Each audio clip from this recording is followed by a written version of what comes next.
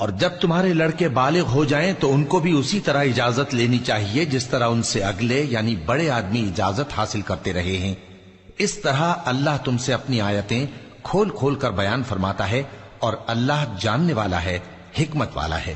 اور بڑی عمر کی عورتیں جن کو نکاح کی توقع نہیں رہی اور وہ زائد کپڑے اتار کر سر ننگا کر لیا کریں تو ان پر کچھ گناہ نہیں، بشرطے کہ اپنی زینت کی چیزیں نہ ظاہر کریں، اور اگر اس سے بھی بچیں تو یہ ان کے حق میں بہتر ہے، اور اللہ سنتا ہے، جانتا ہے۔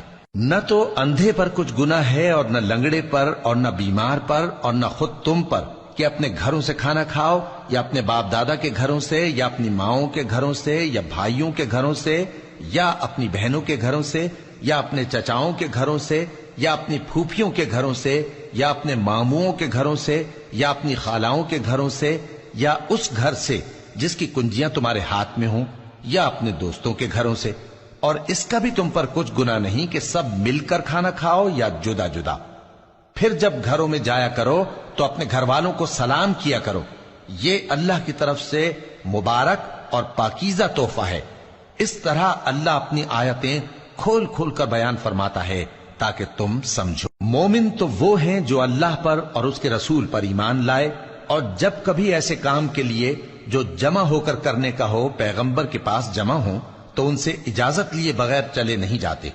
اے پیغمبر، جو لوگ تم سے اجازت حاصل کرتے ہیں وہی اللہ پر اور اس کے رسول پر ایمان رکھتے ہیں۔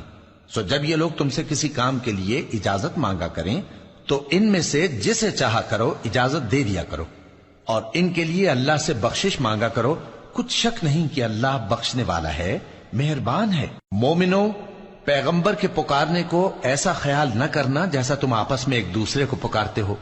بے شک اللہ کو وہ لوگ معلوم ہیں جو تم میں سے آنکھ بچا کر کھسک جاتے ہیں۔ تو جو لوگ ان کے حکم کی مخالفت کرتے ہیں ان کو ڈرنا چاہیے کہ ایسا نہ ہو کہ ان پر کوئی آفت پڑ جائے یا تکلیف دینے والا عذاب نازل ہو۔ دیکھو، جو کچھ آسمانوں اور زمین میں ہے سب اللہ ہی کا ہے۔ جس طریق پر تم ہو وہ اسے جانتا ہے، اور جس روز لوگ اس کی طرف لوٹائے جائیں گے تو جو عمل وہ کرتے رہے وہ ان کو بتا دے گا، اور اللہ ہر چیز سے واقف ہے۔